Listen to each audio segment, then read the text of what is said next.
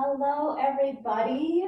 It's so good to see you today. I'm super excited for today's Khora Conversations, our live webinar that we have once a month. I'm Yuli Lee, and I'm with Khora Collective, and I'm super excited that you're all here with us and to meet our guest, who I will introduce very soon. But like I said, once a month, we go live with incredible guests to unpack real leadership lessons.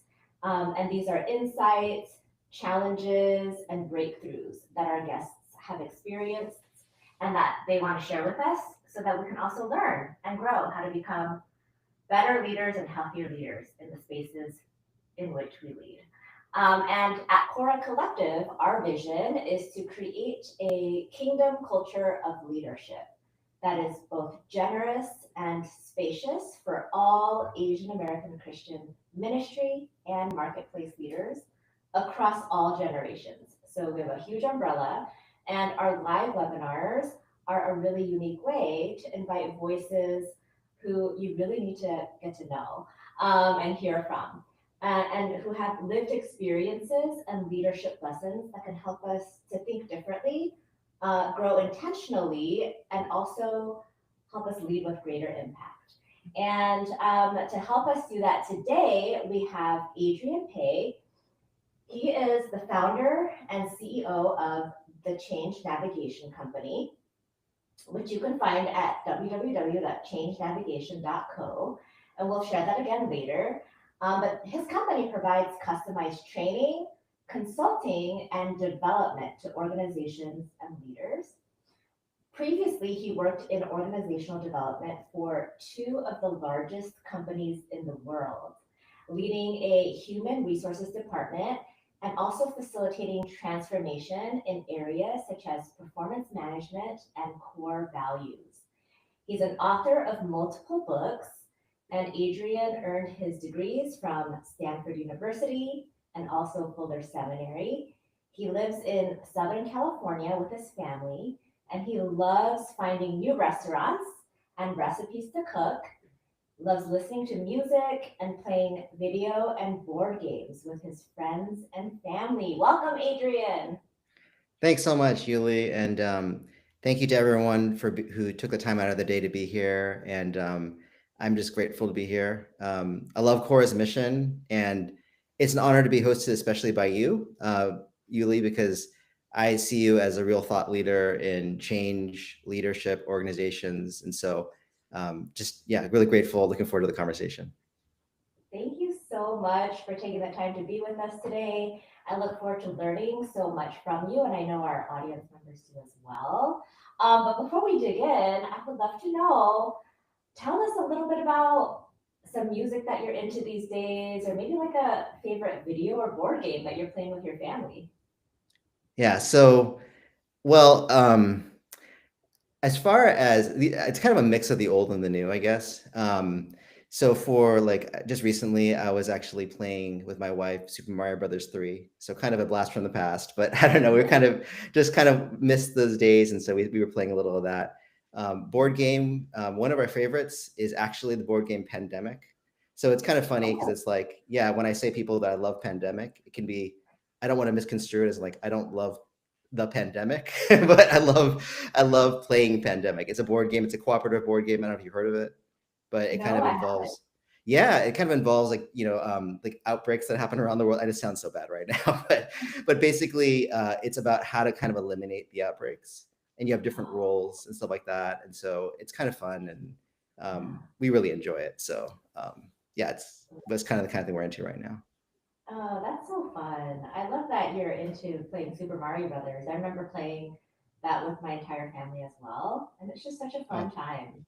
Yeah, Yeah. Did you kind of do you figure out all the secrets, like where everything is and we tried. We tried our best, but I'm one of those players like that dies instantly. I can't Yeah. tell you how many hours I probably spent on the same level over and over again, right? Just like muscle memory now. I go back and I remember every single hidden block or whatever. But I was like, how many hours of my childhood did I spend doing this? Wow, that's impressive. I don't Love know. It's it. kind of, I don't know, maybe too much time, but yeah. hey, you know what? I think leadership is about fun as well. So I love that you and your wife play a game together, video games or board games, and that you bring that into your marriage. I think that's so cool. As a leader, um, I love that about your leadership in particular. And I remember, speaking of the pandemic and the game, but also current day, and as we're still in some ways trying to dig ourselves out of the pandemic, um, in an offline conversation you and I had, you mentioned that you are becoming increasingly concerned about the toll that's exacted on anyone who steps up to take on leadership or responsibility in our current times. And as we all know, today's webinar is having the courage to lead in anxious times. And so I would love for you to tell us how you're assessing our current times and why it's important for leaders to be equipped for such a time as this. Yeah, and really great transition, by the way, from pandemic the board game into so very well done. Yeah, I think that there's no doubt that we're living in anxious times. I mean, I think there's a lot of uncertainty and fear in the air, and jobs, industries, automation, AI, the future, the uncertainty. Um, and I think you're right that like COVID certainly didn't help in terms of just the unknown, and I think there was a lot of losses for people that are still kind of unprocessed or unresolved from that time. Obviously there's the typical, I mean, not the typical, but the obvious deaths, that people lost people or not getting to say goodbye to people they loved, social isolation, loss of kind of leisure or relief from the stresses and burdens of life, like having to cancel vacations or trips, even on that level. So I think that that didn't help. But I think that, you look at a lot of just other issues and you see surveys and statistics that show that polarization is also at historic highs, trust in institutions is at historic lows. I see also a lot of turnover too, and I've just been noticing from schools to church to medical jobs, and people are really struggling to dialogue with each other, do it in a respectful way. So I look at all that and I just think there's a high level of societal anxiety. That's kind of the way I see it. And I think many of us kind of just feel it in the air. And I do think that leaders are kind of caught in the firestorm a bit, and they need to be equipped to understand this frustration and kind of how to handle it, without like drowning in it or losing themselves completely. So I think it's Yeah, just important.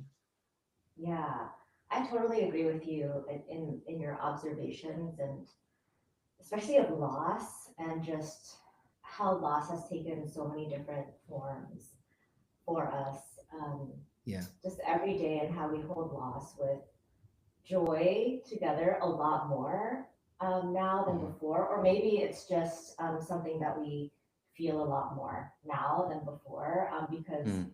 of current events, forcing us or kind of bringing things up emotionally that we Yeah. haven't necessarily had to think, feel, nor process prior to.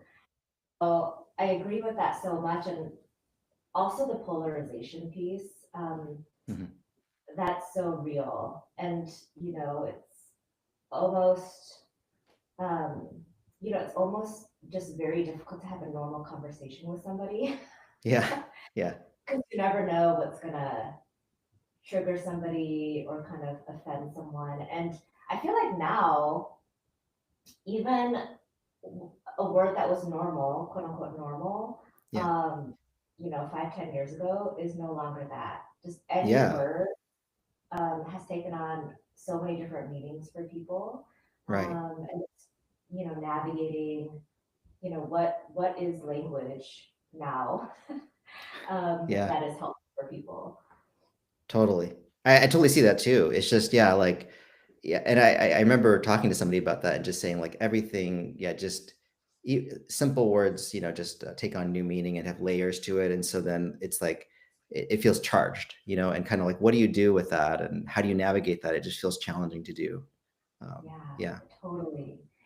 And I know you work with a lot of organizations through your company that you lead, and a lot of leaders, both in ministry and in the marketplace. And I'm curious to learn, what are some of the top leadership gaps that you're seeing, maybe skills or posture or character related, anything that you want to help illuminate here for us that you're seeing through the work you're doing with these companies and leaders? Yeah, I mean, I think the first one that I see, which is pretty similar to what we were talking about before in the culture, but it is the ability to have, or the inability to have hard but important conversations. Mhm. And I think, especially to have those conversations with both truth and graciousness. It could be holding someone accountable for their job performance, addressing tension in a relationship dynamic. I think this is a challenge that has existed in every company I've ever worked for or with, and so I think that it's just a very universal human thing. Maybe you've seen it as well. And it's led me to kind of almost believe that like most of the world is probably conflict averse in one way or another. So I'm not saying that like, I think it's very normal. And I think it's also really my background as well, being conflict averse. And so having to learn and grow through that and kind of face hard things.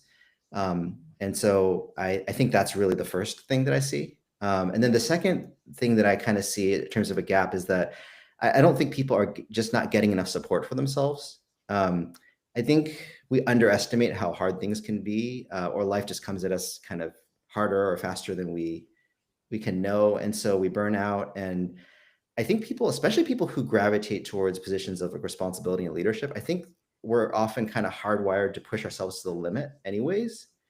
And then we give more than we allow ourselves to take in.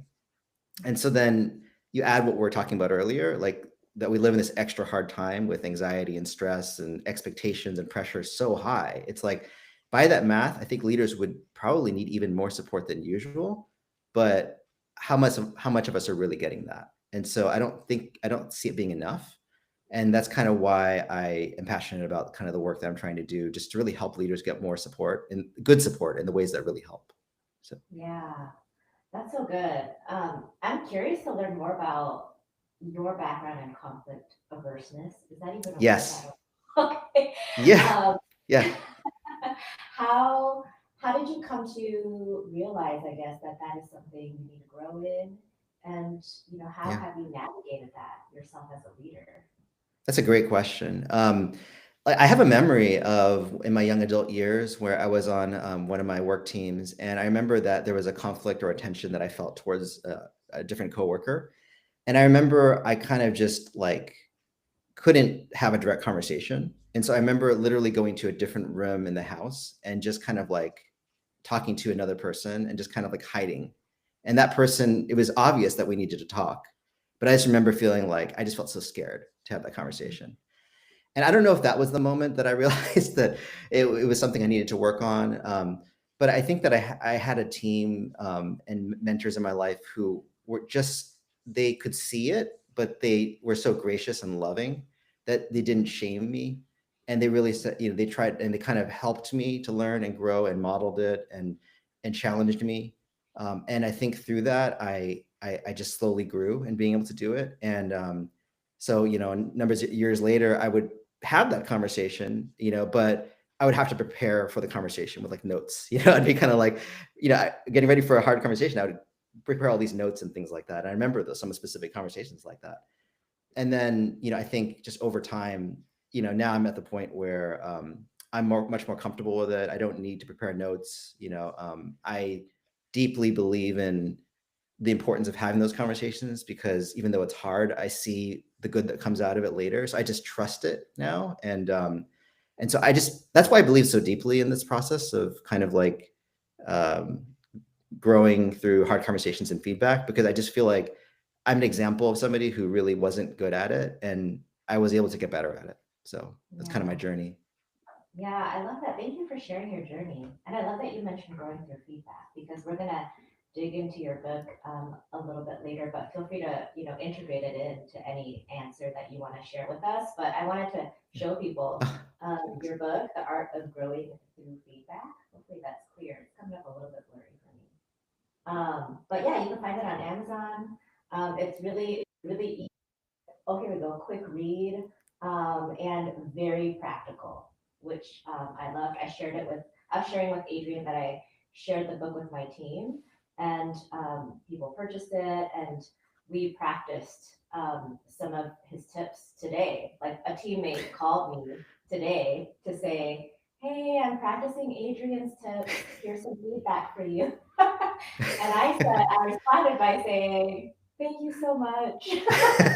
Love to grow through your feedback. So it's helping me and my team. So I highly encourage anybody to purchase this book. We'll share more about it later as well. Thanks so much. Uh, I really appreciate that. That's so funny. That story. Yeah, sometimes I kind of feel funny because it's kind of like, well, I mean, in some ways it's good for me that I wrote this because now I have to like try to be good at this, like I was like, I remember talking to a friend a while back and I was kind of like, how do I provide this kind of feedback? And they're like, didn't you write something about this? Like, shouldn't you? And so I was like, oh yeah, I probably need to like be better at this. And so like it holds me to a certain standard, which is probably a good thing. But I yeah. hope that was turned out to be a good conversation with you and Oh my your. gosh, it was so good. Okay, It okay, was good. so good and so productive that we kept going on. Can I give you some More feedback? feedback. Yeah. Yeah. Yes. So funny. But I loved our conversation because Mhm. I think we both grew a little bit today in a spirit of really loving feedback, Mm, because we were trusted teammates, and the way that we gave feedback to each other was very loving, mhm, and productive at the same time. And like you said, when you find that support mhm, around you as a leader to have honest conversations with you, um, it's life changing, and then it mhm, helps you grow to appreciate and love the thing that used to be really challenging. Um, mm. and Well so, said. yeah, so thank you for writing this book. I look forward to continue applying it into my leadership. But going back to this idea of gaps, leadership Yeah. gaps. I'm curious to learn from you if you've seen any gaps that differ Mm. between marketplace versus ministry contexts and Yeah. what that looks like for you, or maybe there's different nuances there. Yeah. Yeah. I think that the one about having hard conversations, I think that is definitely in both ministry and marketplace, because it's just human, as we talked about. I think in ministry context, one of the things, there's some specific challenges that I have kind of seen. I don't know exactly how to describe this, but it's kind of like there's a challenge with when you work in ministry context, there's often kind of like this. It's challenging to hold people accountable in a specific way, especially when they're kind of volunteers or they don't have a typical paycheck. I think, like, so like lay volunteers at a large church or people who fundraise for their salaries and that kind of thing. I think when you have that hard conversation with them, like, so you need to hold them accountable, it's a little challenging because you kind of know they might be thinking, well, I don't have to do this anyway. Like, how do you keep them motivated? I think that's kind of a very specific challenge of kind of in more nonprofit or ministry environments that I've seen. And I think it requires a lot of people and leadership skills, but to like motivate people without the paycheck. But I think if you get good at it, I think you become a very powerful mobilizer because working with volunteers is such an incredible skill to have. So that's one. Another one that I see is kind of like in the ministry world is kind of this, I don't know if it's an inability, but a challenge in saying no. So like one thing that I've seen a lot is kind of like when a leader kind of says, what do you all think? Like, what are your ideas? And then like five different people come up with five different ideas. And then the leader feels bad for saying no to any of them. And so they end up doing all the ideas. And so it can be almost a sense of kind of like, I want people to feel like they're important and having a voice, which is good. But then kind of like it opens up to so many, the process of decisions to too many people almost, and there's not enough parameters or clarity on how a decision will be made. And so I think it can lead to kind of, confusion or unrealistic expectations, sometimes burnout because you start doing all the projects. So it's kind of that's kind of an interesting challenge to have. So I kind of like, when I work with organizations like that, I even kind of like say we have to limit the number of priorities in the plan, the strategic plan. Like, and we need to have honest conversations about how to make these action steps as realistic as possible because you can't do it all. So I think that's kind of a little bit what I see in the ministry world. Yeah. Oh my gosh, that's so good. Why do you think ministry leaders have a hard time saying no? That's a great question. I mean, is it, what do you think? Is it kind of like feeling like you have to be nice? Is it kind of like, I don't know. I'm not sure. Do you have any thoughts? Yeah, I don't know precisely, but I think niceness has to do with it. Um, I wonder if saying no in the ministry world, some ministry leaders equate that to like unfaithfulness. You know, like these Mm, like Christian sort of terms that we have mm. that where we over spiritualize certain things, Yeah, um, totally. and we equate them when the equation is doesn't even work Yeah, or right, like doesn't right. make sense. So I wonder if no sometimes makes us feel like, oh, we're not doing like everything God might want us to do or something like that. That's really And then interesting. we Yeah. see or um, I don't know, like God's plan is bigger than the strategy. So then we end up That's doing really like interesting. 1,000 more things or whatever. That could Those be, are some yeah. mind immediately, but yeah. That's a great But idea. And yeah. And I think also like kind of like the other thing that comes to mind is kind of like maybe like again this feeling of like wanting to honor and value everybody, which I think again is a great thing, but kind of like it doesn't have to be in direct conflict with having clarity in processes, and just being really upfront with people and just saying we're not going to be able to do everything, but we will, like so it's like but we will listen to and we'll prioritize. And this is how we're going to make the decision, things like that, and to really involve people in it and without shutting them down. Maybe I don't know. mhm. Yeah. No, I think the ministry world could use more of that. Clear processes, priorities, um, and when we're gonna get things done, by when, by at what time, etc. I think that clarity is often lacking under the guise of um, God will accomplish this, in His timing, Right. etc. Yeah. And so I do think ministry and marketplace can learn from each other in a Yeah. lot of ways that are healthy. It can make each side healthier.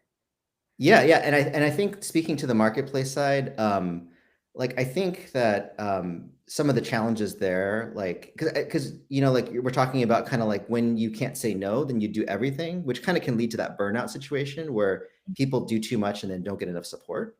And I think that like in the marketplace, there's kind of like one of the challenges that I see maybe there would be that there's less of a kind of automatic value of investing in people. Like there can be more of a tendency towards pragmatism, kind of like, okay, if we put on this leadership or this diversity program, what will it give or get us? What's the ROI, the business case, the competitive advantage? That's the big talk, right? And I think that not that those things aren't important, but you have a less of the sense that in the ministry world where it's kind of like this investment in people has worth in itself, and like, oh, we need to make sure that people are cared for and that they're really living healthy lives. And so I think that could lead to few people getting the support they need. So like, I think that's where the marketplace could learn from ministry sometimes. Yeah, that's so good. I totally agree.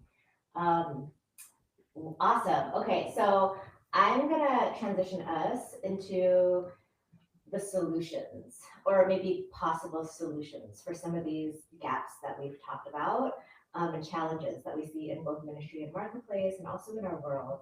And I would love to learn from you how you're helping organizations and leaders better exist in today's world. What should we be working on regarding perhaps communication skills, perhaps in the ways in which we develop our support systems around us? What does that look like practically? Yeah, yeah. And you really hit the nail on the head, which is that really developing that support system is so critical. I think because I think let me think about like what's the right kind of support that leaders need. I think it is about relationships, like because books and podcasts can only do so much, right? And people are so inundated these days with data and information. I think we just need real people and connections. And it's not, like also sometimes you have say celebrity influencers who provide all of life's answers through internet videos. That's not, people need someone who will come alongside them, I think, and listen to them, not just dispense, and kind of someone who can understand, some people who have been through pain and struggle, people who can understand complex challenges, because I think we're living in, there's a lot of complexity going on. And I guess in some ways, kind of like why I wanted to do the work that I'm doing is that I really see myself as kind of like a thought partner to people in that way. It's kind of like, I want to come alongside them, listen to them, really try to someone who has been through some complex things and some challenging things, and really just be a partner to them. So I think that like, there's a listening part to it. I think there is a role where I think one thing I try to do is provide frameworks, to stimulate people's thinking, to help them understand, okay, where does anxiety come from? Help them strategize, as you said, like how do you actually build a strategic support system that will work for you? What do the different people who are out there, like the categories of people, whether it's coaches, mentors, counselors, what do they provide? What are they good at doing? How do you get the most out of a service? Things like that. Those are kind of the topics where I do have ideas and kind of questions to specifically address and kind of help people, kind of work through the challenges that we've been talking about. So Yeah. I think, there is kind of like, so for me, like, I think that like, there's a place for kind of like the one-on-one setting, like say it's a coaching thing where whether it's me or somebody else, people can kind of take the conversation anywhere they need. I think that would be a place where they can get listened to, supported. There's a role, I know Khora has some cohorts, like a cohort kind of format where like there's small groups, and like I have cohorts as well where people can learn and process alongside other people, which I think sometimes that can be helpful because they can share resources and ideas with each other, grow in those relationships. Fulfills a longing for community as well that I think people have. And then sometimes I do take on some consulting projects where, it's kind of working with organizations or churches or whatever, kind of towards greater health. And that's kind of more of a strategic, kind of a combination of strategic and relational things. And so, but I think everything to me, it's all about really personal, relational, customized, based on listening, serving, and genuine care for people. I think that's what people need.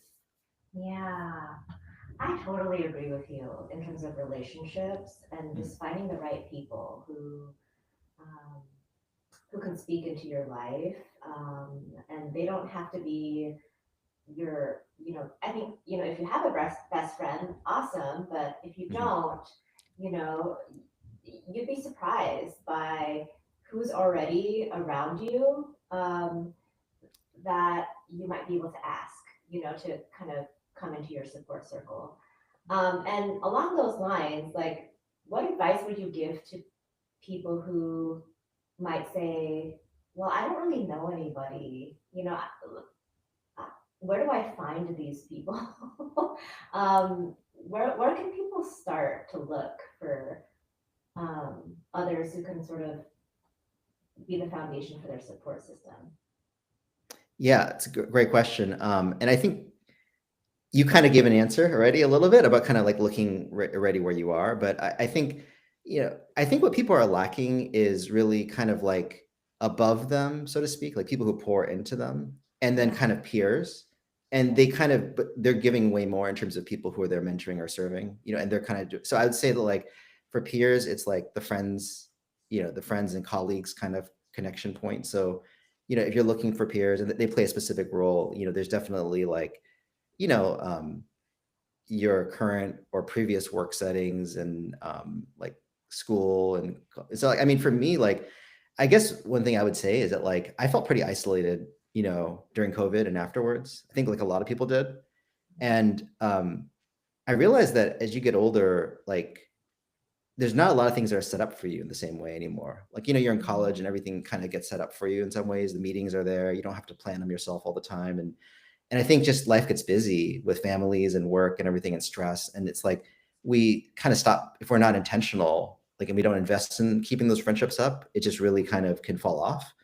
And I realized that I just had to kind of like go back to those relationships and just kind of like reach out and say, hey, do you want to talk? And so I think that that was a big part of it, just like one by one, just really reconnecting with people who from the past who I used to be close with or who I had connections with. One thing that I also kind of found really helpful was to kind of set up regular times with people where I Mhm. would kind of just be like, instead of just initiating every time, I would be like, let's set up a call every month. Or I have a group of people who and I have a group of friends who we talk once a month. And that way we don't have to like, initiate or figure out who's initiating next and things like that. And just kind of like have that support system. And then like for above us, like I think mentors, coaches, and counselors, I think there's a lot of ways to do that. And I actually have specific things written about that and whatnot, but and guides on how to do it. But I think that, like there's definitely ways to reach out to people who, depending on what you're looking for. But I think there's a lot of people out there who also want to give and want to help. So I think people who are older, wiser, and I mean, I think that like networks like Khora, for example, could also be great because like there's a lot of people here who are very experienced and wise kind of leaders, and so I don't know. I mean, like groups like Khora, I don't know. Not that you asked me to say that, you didn't. So I just I think that know. like things like there's a lot of networks out there, right? So Mhm. Yeah, yeah. I know. I think it's hard to ask people who are above us or who've gone before us. mm, It's a little bit. It can feel a little bit intimidating sometimes mm, mm-hmm, to reach out, but you never know what their answer will be. And a no is not a no to you personally, perhaps. It's mm, maybe it's just that they don't have time right now, and but I feel like every time I've been asked to mentor somebody, I've always seen it as an honor. yeah, But I've sometimes had to decline because I just could not take it on yes, because my plate was too full. yes, So yeah, I think it doesn't hurt to ask. yeah, You never know. I once asked a president of a university, mm, thinking, this would be an interesting person to learn from. She's a female president, so those are rare. So I reached out and she immediately said yes, and I was wow, shocked. I was literally shocked that she would great, give me time, and she said, "Call me every Tuesday." So kind of like what you wow, said, setting it in the calendar, I think is yeah, helpful for her because she was so busy. She said, "You have to call me every Tuesday at this certain time." Because that's the only time I have. wow, And yeah, and then I never missed that time because it was so yeah, precious. But yeah, yeah, I tell people just reach out. You never know. yeah, And also to reach out to people who are different from you, who are mm, mm-hmm, diverse, mm-hmm, and people, leaders of color. mm-hmm, I think are amazing Asian American leaders. I will say, as an Asian American female leader, mm-hmm. I get the least amount of asks from Asian American men. Oh, really? Mm, Yeah, it's a fascinating thing. I've asked other Asian American female leader friends if they've experienced something similar, and mm, they have said yes. So it's mm, just something that I find interesting. But I've been asked a lot by other men of color hmm, and white men to mentor them. wow. So yeah, I think it's interesting. This is a Well, fun they're little missing side. out. um, I am curious. You talked about, becoming more aware of your own anxiety, and obviously you're somebody um, who's experienced so much in the workplace and have worked on yourself to become a healthier leader. And so, can you share with us some of the lessons you've learned along the way? As somebody who's been in both ministry and marketplace, which I think is so rare Mm, and also thrilling for me as hmm. one of the leaders of Khora, where we focus on ministry and marketplace. Uh, and since you've been in both contexts, what leadership lessons do you have that have helped you become a healthier leader? Yeah. I think first of all, in my experience, I've actually kind of found it helpful to be in both ministry and marketplace contexts at the same time. I know it's not always possible, but I think that the reason why is because I found that when spend too much time in one group or context, it almost can become my world, and it's harder to see outside of it. Like I remember seeing almost the exact same issues in a corporate organization as in a church I was working with at one time. And I was like, wow, it really opened my eyes to see some of the patterns that are going on more broadly in society. And I do think that people are people. no matter the content or context of the work, and we bring ourselves and our issues wherever we go. So I think that's the first thing I would say in terms of that. But as far as like becoming a healthier leader, to me, I think health is all about, we talked about this, but like recognizing and addressing, those kind of losses and griefs, the things that are unresolved in our lives. Because I believe the unresolved issues in people lead to most problems in the world at the end of the day. So one of my metrics, as funny as it might sound, is to be honest about like which relationships in my life have significant unresolved issues. Like I do an audit, I kind of go like, and I slowly seek to kind of face and work through them. So if there's tensions or conflicts I need to work through with a colleague, a family member, a friend, that kind of thing. So, and sometimes it could be from a long time ago. It could be like 10 years ago or 5 years ago. And I'm like, I don't really believe it's ever too late in that way. And at times I go back and resolve issues that were many years ago, and I try my best to. And it's hard to do it, but I feel like it's worth it in the end. And then I think on a personal level, for me, it's health is about facing things inside of myself that are unresolved. Like, I don't know if it's unmet hopes and expectations, losses, wounds, that kind of thing. And I think when we don't address that, it leads to problems. Like I think of someone like Tiger Woods and kind of all the expectations he grew up because of his father's unresolved issues. I don't know if you know his story at all, but that kind of thing. Yeah. And I think that doing that really requires the ability to face yourself and to face other people, kind of with courage and grace. And I think it's really hard to do, but I think when, like I said earlier, when I take the first step and I started to do it, I think like whether maybe it's like initiating a hard conversation or admitting an area of weakness, asking for help, I just felt that it felt right in some way. Like I began to trust the process, and like facing these truths and things about me that are really hard, like it might be painful, but it brings health in the long run. And I really do believe this is where kind of the faith aspect of things really, God was working, where the whole truth will set you free, and love rejoices in the truth. Those verses really come alive for me in that process.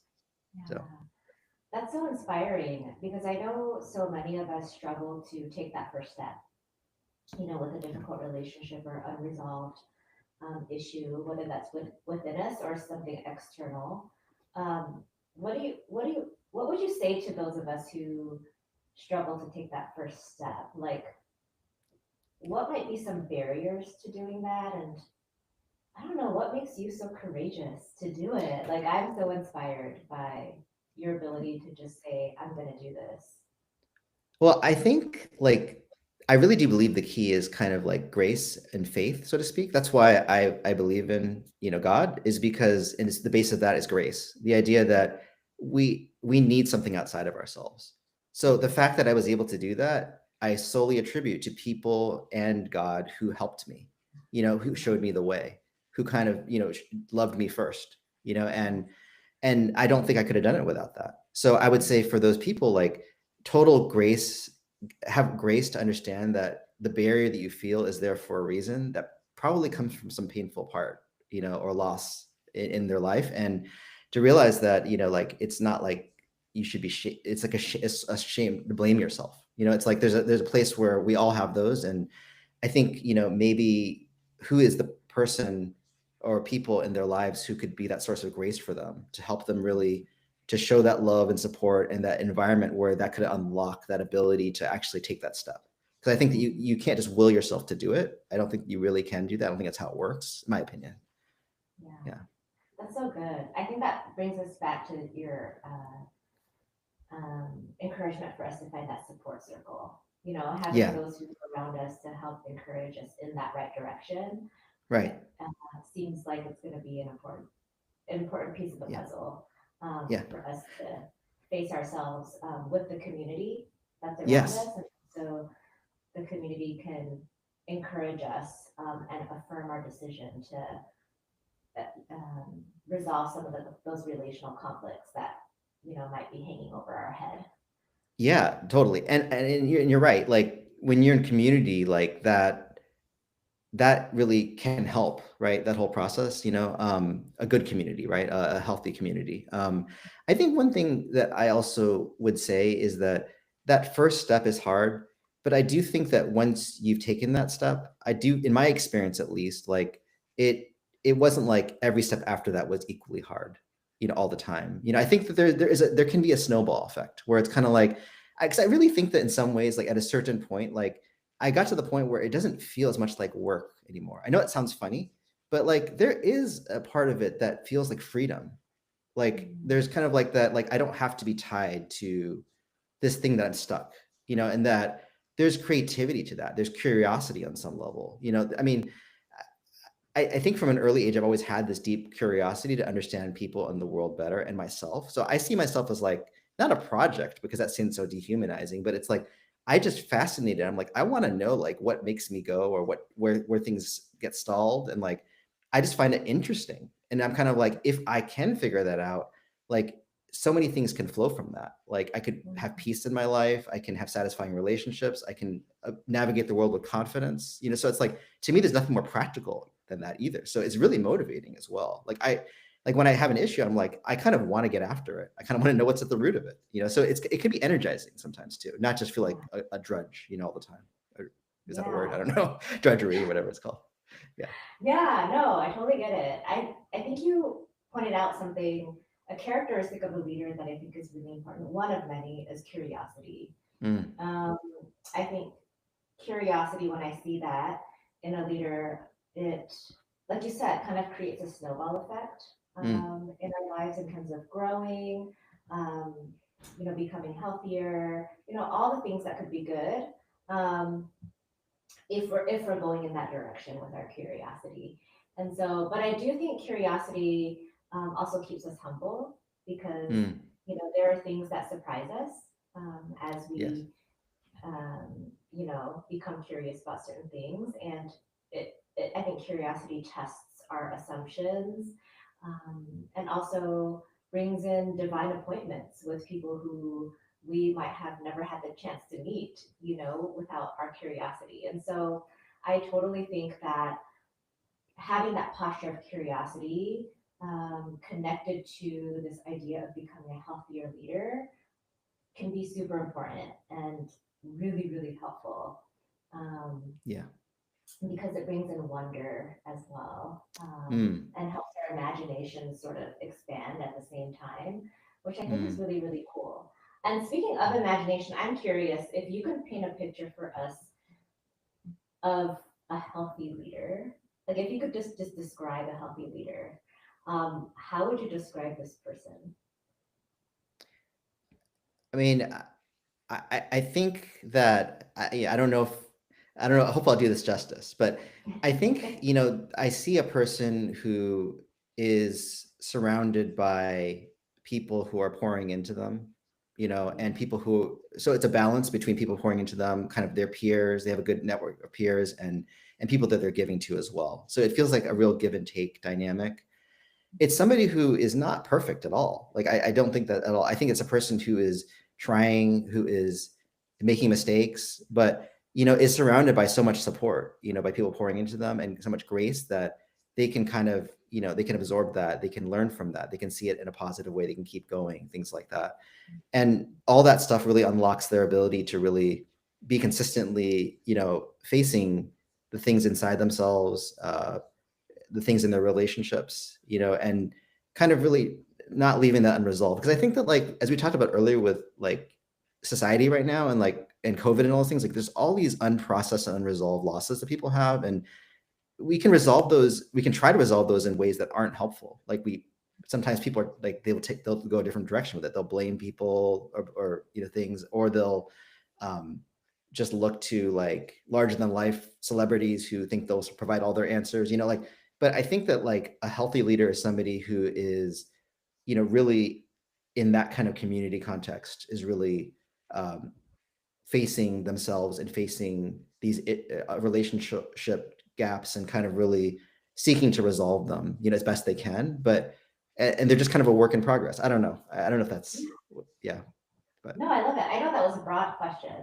How to as well, but I think I love that you bring us back to community over and Mhm. over again. I also think that's very Asian American Mm, of us as well to um, value community and to discern in community, to act from community, grow in community. Um, and there's so much value in that, and especially as so many of us struggle with isolation. I remember moving to California, just 2.5 years ago. Mm, And I think it was probably the first time in my life where I said out loud, I was sitting alone in my living room, and I said out loud to God, I really feel lonely.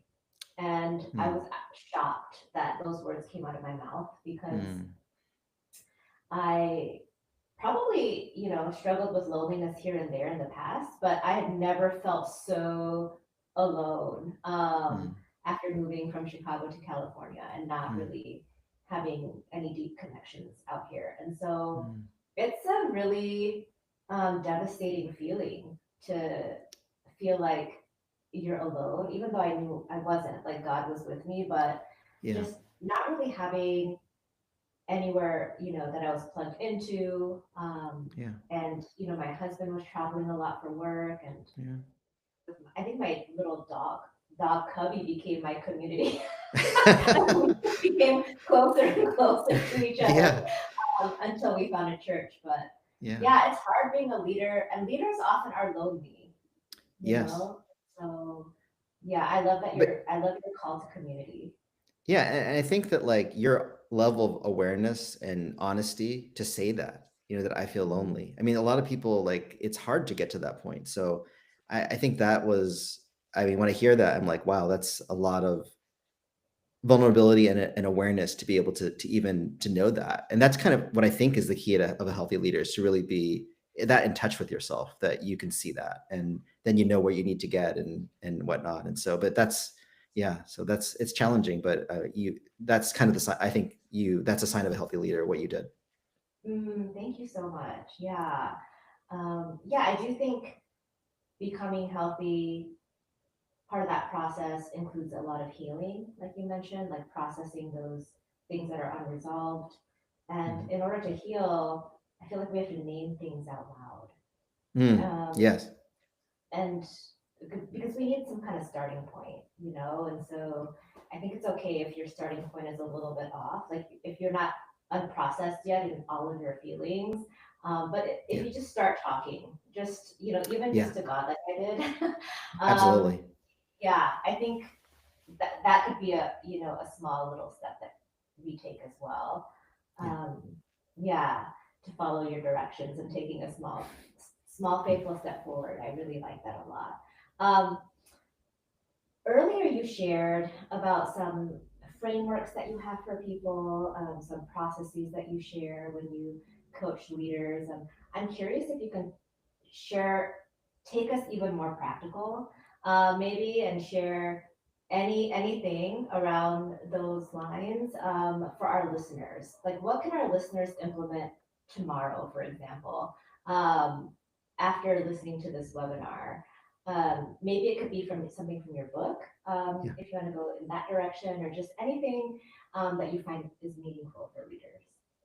Yeah. Um, Well, I think that, the two gaps that I mentioned were people aren't getting enough support. So I think, you know, um,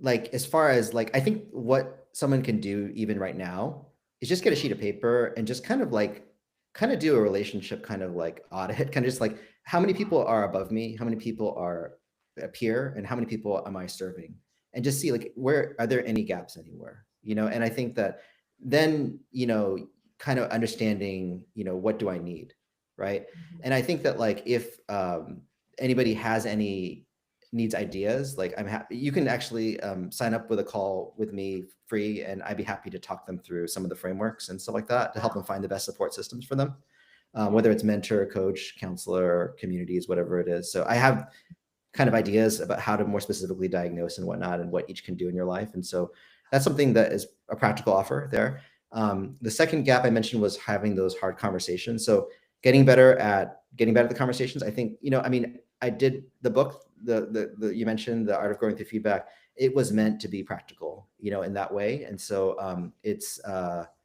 that's something that could be picked up pretty easily.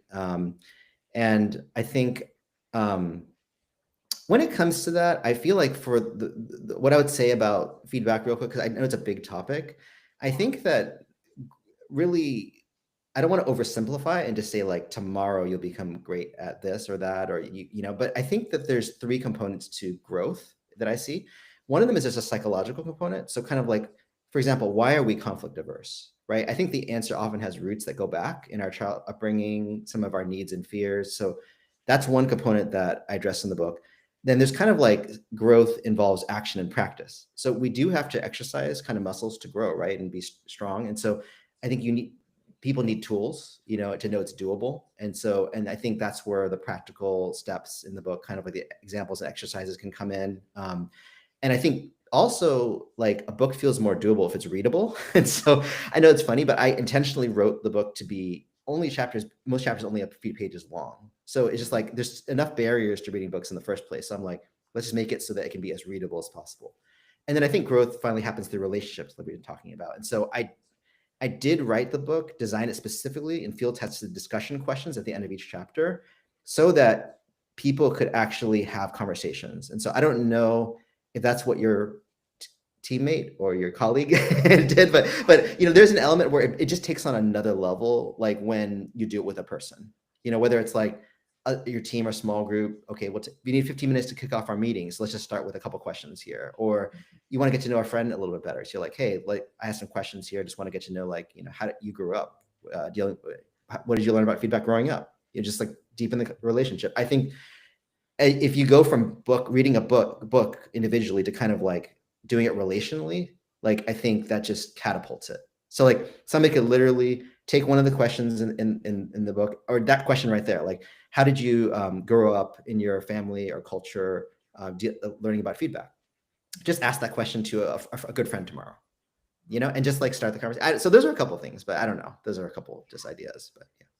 No, those are great ideas. I love that question. I've never asked that question before to anybody. Mm. But I will ask that to my friends now and see what I learned, because yeah, like what you mentioned in the first part of your book is understanding how um, your past might have influenced the ways in which you give or receive feedback. I think is so important, just understanding our own story, um, and how we became the way we are in terms of our reactions. I think is critical to becoming that self-aware leader that we've been talking about this whole time. And one of the pieces, one of the many things I love about your book is you mention these tips and give us insights on giving feedback cross culturally, Mhm. which I loved. And I would love for you to share with our audience, like, what should our Asian American audience know about feedback in particular? I think to understand that feedback, there is contextualization to feedback.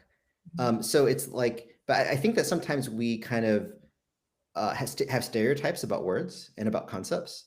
So I think that we think like, oh, feedback is all people are thinking always about direct, and I think that like what I've learned through communication is that like we often there's value in both direct and indirect forms of Mhm. communication.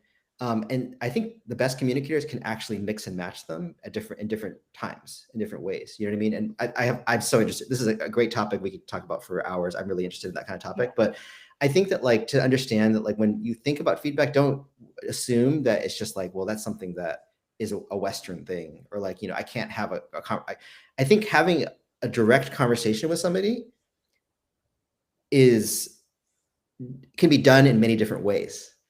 So like the way you do the conversation doesn't have to be in your face to be direct, but face to face with somebody is the key, like where it's not like circuitous or talking around somebody or behind somebody, but the way you do it doesn't have to be in your face. And I think that's the part where I think, Asians, I think actually probably have a lot of skill in that area, like of learning how to like be, gentle or like gracious or like very, just very, I don't know, very culturally savvy. I don't know. I feel like there's a lot of things that Asians could bring to the table in that area. So. I totally agree. I think we have this great spidey sense, is what I call Mm. it, Hmm. the ability Yeah. to discern beyond words themselves, Mm. Yes. and to really read those spatial cues Yeah. when we're in a relationship with somebody or in a certain context. I think Asian American leaders have that savvy, like you said, and I think we should use it more. And we have a different way of speaking sometimes. Not this is a broad generalization, so but I think those are all advantages of our leadership and the value that we bring as Mhm. Asian American leaders. And so I Yeah. completely agree with you on that. As we're kind of closing in on the hour already, I can't believe it. I could talk to you for hours and hours on end, but we Me just too.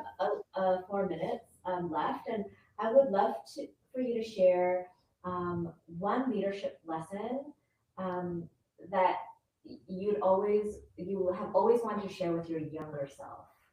What would that leadership lesson be?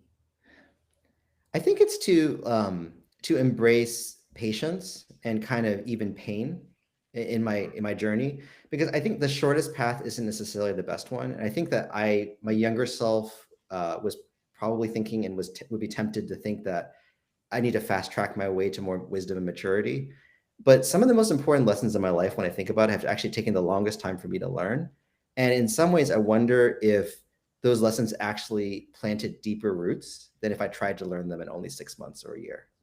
And so I think that like taking longer isn't always a bad thing. In fact, it can be a better thing sometimes. Mm, And then I think the pain part of it, like I think plenty of people have skill, but not necessarily maturity or character. And to me, there's no shortcut to those. And I think that they really are developed through patience and pain. So that's probably what I would tell myself, something like that. yeah, I do agree. I think that character, uh, it just takes forever. It's a lifelong journey. Um, and sometimes we have to, I was telling somebody else that sometimes we have to um, go into fermentation mode I like that one. and just stay there and Mm, marinate and ferment for a while. like Um, kimchi. yeah, and sometimes like kimchi, it's in hiddenness and in Yeah. darkness um, that it becomes the tastiest. And so, Mm, yeah, I love that leadership lesson to be patient. I agree. Impatience is one of the things I'm working on as a leader.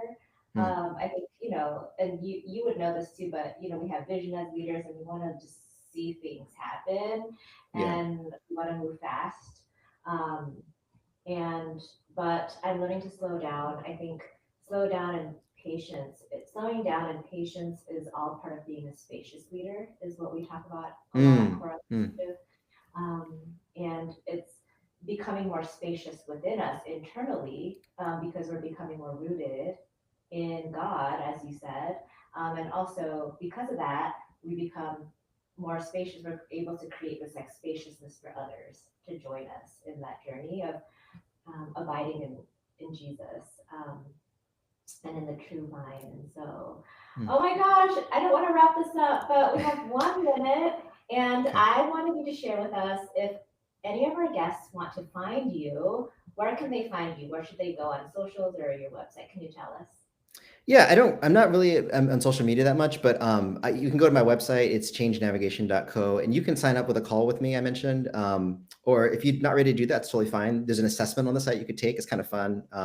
Learn about yourself a bit more. You can sign up for my newsletter where I release new articles every month, pretty much. Yeah, and just I think if you ever see any connections for yourself or other people where you might need a coach to help you grow in leadership, communication, organizational skills, or looking for content or training for your team, church group, a consultant helps with diagnosis strategy and different dynamics, then just would love it if that I'm there if you need me.